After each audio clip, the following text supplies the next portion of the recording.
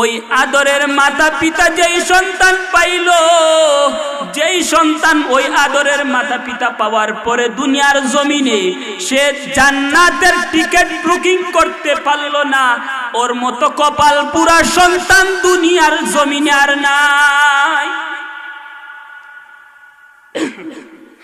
মুস্তাদরাকুল হাকিম নামক একটি বিখ্যাত হাদিসের কিতাবের ভিতরে উল্লেখ করেছেন, পয়গম্বর আরবি রাসূল আকরাম সাল্লাল্লাহু আলাইহি ওয়াসাল্লাম শুক্রবার দিনে পয়গম্বর আরবি মিম্বরের মধ্যে উঠতেছেন, এমন মুহূর্তে বললেন আমিন, আবার দ্বিতীয় সিঁড়িতে বললেন আমিন, তৃতীয় সিঁড়ির মধ্যেও বললেন আমিন। সাহাবায়ে কেরাম আশ্চর্য হয়ে গেলেন, ইয়া রাসূলুল্লাহ, ইয়া হাবিবাল্লাহ, ওগো আল্লাহর নবী, আপনার পিছনে আমরা বহুদিন জুমআর নামাজ আদায় করেছি, আপনাকে আমরা দেখেছি আপনি বহুদিন জুমআর নামাজ পড়াইছেন, এমন কোনদিন আমরা দেখি নাই গো নবী। আপনি সিঁড়িতে উঠার সময় আমিন আমিন পড়েছেন, আজ কেন আপনার এমন কাহিনী?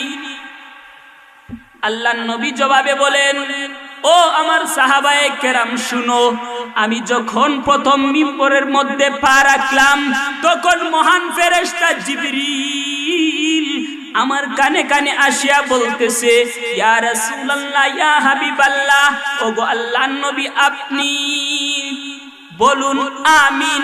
আমি পড়লাম আমিন, কেন কেন জানো?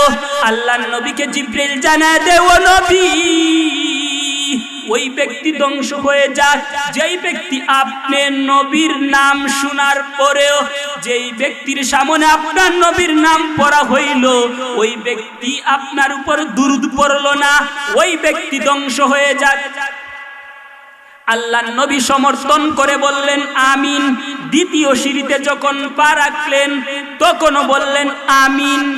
পয়গম্বরে আরবিকে সাহাবায়ে কেরাম জিজ্ঞেস করলেন, ও নবী, দ্বিতীয় সিঁড়ির মধ্যে পা রাখলেন, এরপরেও কেন বললেন আমিন? পয়গম্বরে আরবি রাসূল আকরাম বলেন, ও আমার সাহাবায়ে কেরাম শুনো, আমি দ্বিতীয় সিঁড়ির মধ্যে পা রাখেছি, এরপরে আমিন বলার কারণ হলো মহান ফেরেশতা জিবরিল আমার কানে কানে বলিয়া দিছে, ওই ব্যক্তি ধ্বংস হয়ে যাক যেই ব্যক্তি রমজান মাস পাইল, রমজান মাস পাওয়ার পরে সে তার জিন্দেগীর গুনাহকে মাফ করাইতে